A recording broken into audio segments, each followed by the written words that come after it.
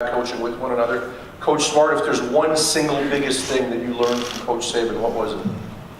Well, this is not the first time I've answered this question this week, so I'll be happy to answer it again.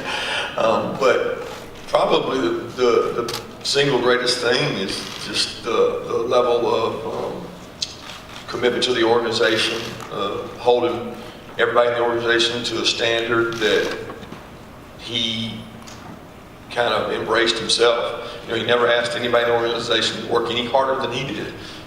He held every person on the staff, and I'm not talking about just coaching staff, I'm talking about the entire organization, to be at their best. And I think that's sometimes a lost art in some organizations. You see successful business organizations run that way, but you don't always see athletic programs run that way. And I think he does a tremendous job of that. If there's anything I took, it's being in that seat and having to be in command, make decisions, and make sure that everybody understands the message that's coming from top down and the standard that you want people to work to. And I got a lot of respect. You know, I don't think people appreciate what he's been able to do in the most competitive college football league for a long time. And when you start talking about what he's been able to do, I think it's pretty incredible. We're going to take our next question over here to our right. Nick, Ralph Russo with the Associated Press. You talk a lot about the challenges of guarding against complacency and human nature that comes with it. When you have success, to try to be successful again, that's hard. Your goal is to try to manage that in others and your team. What motivates you to stay, to not be complacent? Well, I think that I'm always looking for the next challenge.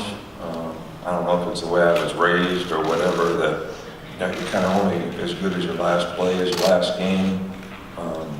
I think everyone's heard me talk a lot about the fact that success is not a continuum, it's momentary, and it's human nature to get satisfied and get a little complacent when you have success. But in a competitive business like we're in, where there's always a next challenge, there's always a next game, there's always a better team to play, if you have that mindset, you're not going to be able to play with any consistency, and if you can't play with consistency and performance, you're not going to really have a lot of success long term. So I hate to lose, and I've been around Kirby long enough, and he's been on my basketball team long enough that I know he hates to lose too. And I think that has something to do with it. So you're always ready for the next challenge, and you always understand that people are going to be a little bit satisfied, and you have to make sure that everyone is, ready for the next challenge. We'll go right down here in front in the middle section. Murray Poole, Bulldog Illustrated. Both coaches, Kirby with your team flying back from Los Angeles, and Coach Saban, yours coming back, of course, from New Orleans. Were you able to approximate practice during the week, kind of get it close to a normal week as you could? How satisfied were you they adapted to that situation? I think it was a challenge. I think everybody forgets that last year there was 9 days between these games, and I certainly think it's a fast turnaround. I think a big deal's been made about it, but we all know that both teams really had the same time. Our travel was different, but they played a much later game. So they had to play much later at night and get finished much later at night. So it's tough in both parts. I think I saw early in the week the trouble with it, but as the weeks passed, these guys have been practicing for 15 games, and also they've had practice for bowls, really 15 practices. So you start looking at some other cumulative effect, and you got to be smart with your team. You gotta know what you're doing. In a perfect world, I'd like to have a little more time between the championship games, but that's the way it felt this year, and that's the way it is. So much time to prepare for one game, and then a really quick turnaround that creates a lot of pressure on these kids for the short turnaround. Basically, as coaches, we had probably about a normal amount of time that we would have for a normal game during the season. I think the circumstances are a little bit different because of the travel, bowl games, staying in a place, trying to get back, those types of things. But it was a little tougher turnaround for the players. I don't know if it's physically, emotionally, psychologically, however you want to put it, early in the week, to refocus on another big game.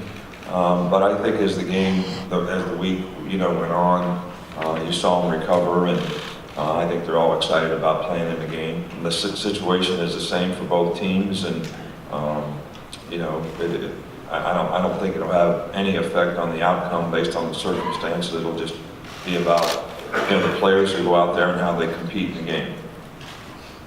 Our next question over here in the left. Justin Feller from Fox 5 Atlanta. Coach Saban, in 2015, right before Kirby was hired at Georgia, you said the guys you coached with for a long time start to feel like part of your family. A lot's been made of the X's and O's of playing against former assistants, but what is it like to see someone go through the highs and lows of being a head coach and ultimately end up here?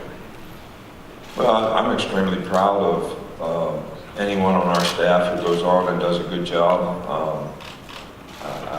One thing that I've said is I always tell guys, and I told Kirby this when he left, you know, be your own man, be yourself, do it the way you think it ought to be done. Don't try to be somebody else. And I think he's done a fantastic job of that. But you know, what you all don't understand is, you know, this guy was on our staff for, I don't know, 10 years. You know, Terry's there when his babies are born. I mean, you become a part of the family. That's what you do when you're together for a long time. And I think there's, you know, a special appreciation for those people in your family, the contribution that they made to the success that you had, and you know, you always want to see them do well when they leave, because that's what they worked hard for, and you're glad that they got the opportunity.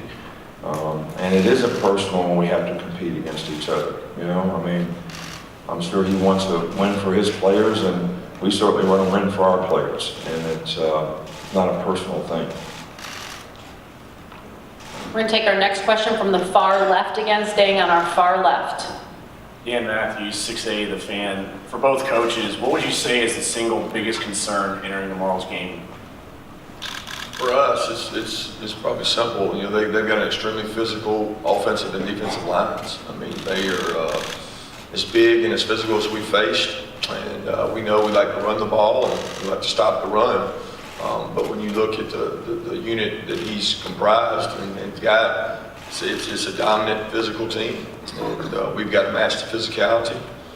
They do a tremendous job in all phases. There's no weakness when you look across the board. They have to play their best players on special teams. And, you know, we've taken a lot of pride in special teams this year at University of Georgia, and we know what we're up against in these guys, because they've got tremendous athletes, tremendous speed, and they've had some injuries to deal with. They've overcome those and created some depth with a lot of the injuries they've had, getting some guys back. But the biggest concern for us will be the size of the offensive and defensive lines and the physicality of those guys. I would say that my biggest concern is how do we execute in terms of the things that are important in having success in a game. Some of them Kirby mentioned, because they're two physical teams. Can you control the line of scrimmage? Are you going to make the kind of errors in the game that are going to be critical factors in the outcome of the game? And turnovers would be, you know, a big part of that. Tackling, you know, I always worry about it in bowl games and games where you haven't played for a long time. We missed some tackles in last week's game, and the quality of running backs that they have and the skill players that they have, I think, you know, those factors can be huge in a game in terms of doing a good job in those areas. So when you're playing against a really good team, and probably two teams that are fairly evenly matched, and two teams that philosophically are not a whole lot dissimilar in terms of the things they want to do to win. Run the ball, don't turn the ball over, play good field position, be good on special teams. So it's going to be the errors in execution that have a critical effect on the outcome of the game. We're going to take our next question from the very far right section. Dennis Dodd, CBS Sports. With the hay kind of in the barn, I wonder what each of you are doing today specifically, and how long you'll do it. You know, I'm just doing whatever he did. So. Not a whole lot different. I mean, we're trying to go watch a movie tonight. They're trying to go watch the movie at the same place, so we're having it all set 10 minutes.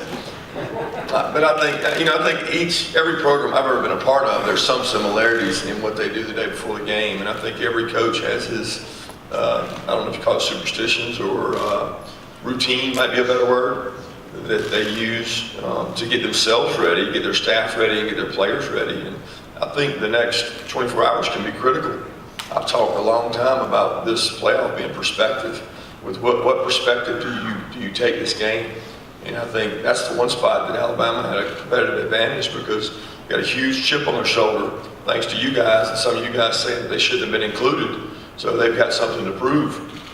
And I think every team that get in the playoffs got something to prove. But how you approach these in the last 24 hours and the things you do mentally are really important to your team's success. I think the hay in the barn analogy that you use is probably not something that I don't really think of it that way. I think that from yesterday's practice, which is about 48 hours from the game, give or take, I think the mental practice that a player has, whether it's making calls, watching film, whether you have meetings, whether you have walkthroughs, whether you have chair drills, I think those mental reps that they get, I think physically the hay is in the barn. You're not out there blocking and tackling people, but, and we've always tried to focus in those from Thursday's practice until the game, having several opportunities for guys to get the kind of mental practice that may be able to eliminate some mental errors in the game that could affect the outcome of the game.